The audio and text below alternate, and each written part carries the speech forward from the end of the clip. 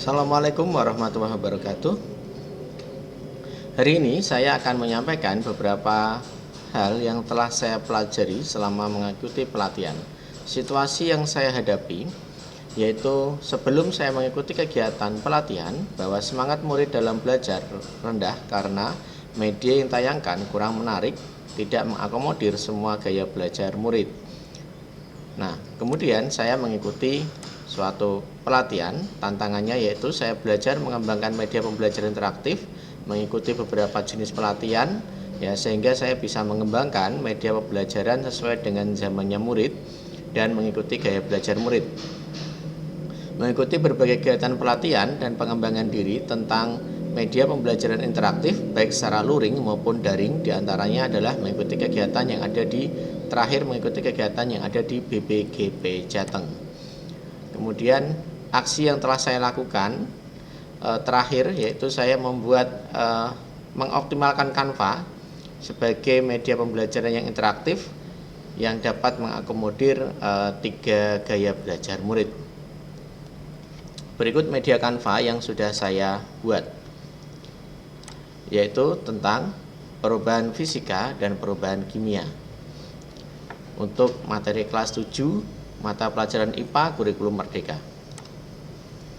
Dalam media pembelajaran yang saya buat, tentunya ada tujuan pembelajaran, yaitu dengan menggunakan media yang diminati oleh murid, murid dapat mengidentifikasi perubahan zat dalam kehidupan sehari-hari sebagai perubahan fisika atau perubahan kimia. Nah, kemudian media yang saya kembangkan di sini, yaitu saya menggunakan hyperlink yang ada di Canva, mengoptimalkan Canva sehingga menjadi lebih interaktif. Ada beberapa hal yang saya tautkan, yaitu ada materi, ada lembar kerja, referensi, berlatih, kemudian asesmen formatif, ada ice breaking, kemudian ada games atau permainan. Nah, kita masuk ke materi. Nah, untuk mendukung gaya belajar murid, di sini saya mencantumkan materi dalam 3 bentuk, yaitu video, blog, atau PPT. Nah, sesuai dengan pilihan murid, dia akan membuka materi yang mana.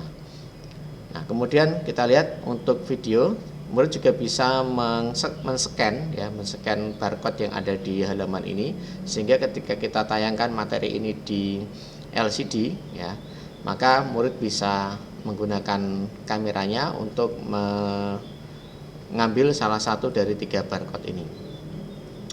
Yang pertama yaitu video.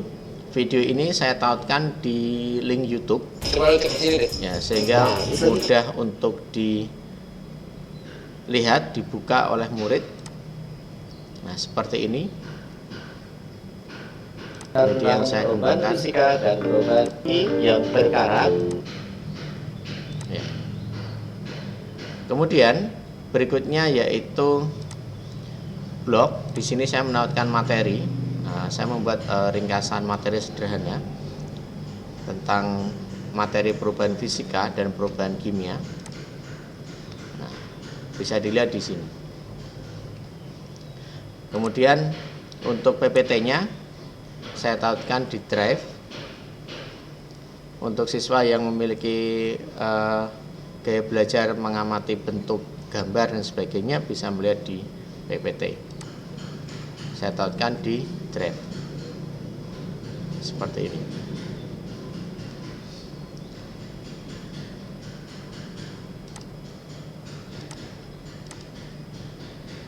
Ya. Kemudian untuk kembali ke menu utama, bisa menggunakan gambar rumah yang ada di samping kanan. Ya, jadi ketika kita klik gambar rumah, maka akan kembali ke lembar seperti ini. Dan kemudian kita bisa melihat untuk setelah murid itu tadi ya menggunakan 3 media yang sudah ada, mempelajarinya secara sendiri-sendiri sesuai gaya belajarnya.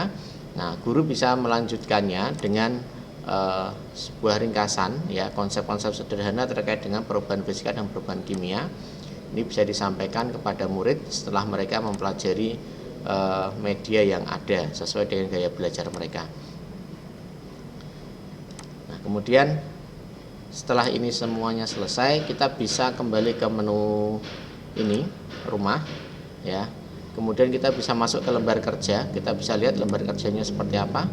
Nah, di sini murid dapat melakukan kegiatan diskusi setelah membentuk kelompok ya. Kemudian diskusi itu bisa dituliskan dalam bentuk sesuai dengan minat mereka, bisa berupa tulisan di kertas, berupa video pendek, infografis, poster, presentasi dan sebagainya, sesuai dengan gaya belajar murid. Kemudian berikutnya yaitu referensi. Di sini ada referensi yang bisa dibuka oleh murid, bisa juga menggunakan barcode ya yang sudah saya sediakan. Bisa berupa buku guru ataupun buku siswa atau mungkin referensi yang lain. Kemudian berikutnya yaitu ayo berlatih. Nah, kita bisa lihat di sini saya menaikkan link Canva ya, berupa asesmen formatif di sini. Nah, murid bisa kita coba. Nah, di sini ada 4 pertanyaan yang sudah saya siapkan. Misalkan saya buka nomor 1. Nah, jika murid menjawab dengan benar, maka akan ada respon ya. Misalkan saya akan menjawab ini ya. Iya, selamat, jawaban Anda tepat. Nah, jika ingin kembali ke soal. Oke. Nah, jika murid menjawab dengan jawaban yang salah, maka responnya adalah seperti ini. Nah, dan seterusnya hingga sampai nomor 4. Nah, ini contohnya. Oke. Kemudian kita kembali lagi setelah berlatih. Nah, kita ada bentuk latihan soal lain ya selain yang tadi seperti ini. Nah, di sini bersifat kelompok sama dengan tugas yang tadi, yaitu murid mengelompokkan mana yang merupakan perubahan fisika atau perubahan kimia. Nah, untuk mengerjakannya, murid bisa menggunakan link yang sudah ada di sini atau mengklik barcode yang ada di sini, sehingga bentuk asesmennya itu bisa online, bisa offline. Ya, kita lihat kalau yang online seperti ini, offline seperti ini, yang online seperti ini. Saya menautkannya dengan, nah ini.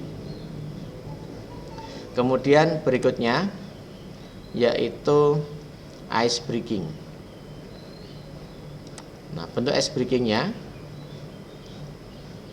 seperti ini. Nanti bisa dilihat ya, untuk memecah ketegangan yang ada di dalam kelas, maka kita bisa menggunakan ice breaking ini.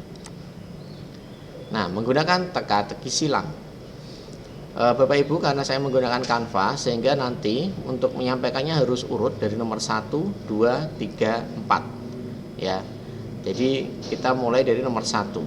Nah, kita bisa tanyakan kepada murid, nomor 1 jawabannya apa ya? Nah, akan muncul jawaban seperti ini. Kemudian nomor 2 yang mendatar, jawabannya apa? Akan muncul seperti ini. Kemudian nomor 3 jawabannya apa? Kita bisa lihat seperti ini. Nah, yang nomor 4 seperti ini ya. Kemudian permainan games ya, saya menggunakan tautan untuk games. learningapps.org ya. Nah, di sini murid akan menarik ya ke sebelah kanan atau sebelah kiri, apakah itu merupakan perubahan fisika atau perubahan kimia gitu. Nah, saya acak saja. Nah, nanti kita lihat apakah sudah ada, nanti akan muncul jawabannya. Nah, jika berwarna merah maka itu adalah jawaban yang salah, dan berwarna hijau itu adalah jawaban yang benar. Oke ya, demikian media yang sudah saya kembangkan.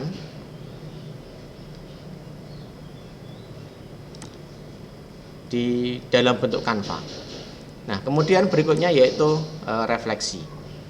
Refleksi yang saya alami ya, media yang saya kembangkan ini tentunya dapat dikembangkan dalam pembelajaran di kelas karena mudah dibuat, mudah ditiru, mudah diadopsi ya, sehingga media ini harapannya bisa memfasilitasi berbagai gaya belajar murid di kemudian hari.